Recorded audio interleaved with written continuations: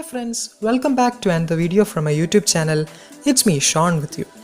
Through this video, I'll be sharing some tips and tricks on how to vlog on a two-wheeler safely by yourself. For this, I'll be using a suction mount and a clip mount to fix my camera. All these accessories can be purchased online. It's available in Flipkart and Amazon. You can check the video description for the links. I have also done a previous video showing the GoPro accessories where all the camera mounting accessories can be purchased together in a bundle. For those who haven't watched that video, can click on this link and take a look at it. I have seen a lot of motor riders using the mobile holder accessory on their two-wheelers where it needs to be fixed permanently onto your two-wheeler's handle. It cannot be removed easily. You will have to take your two-wheeler to a nearby workshop to do so. But let me bring your attention once again to these particular accessories where you don't have to fix it permanently. You can easily remove it after use. So without wasting any time, let's move on to the main video. Sit back and enjoy.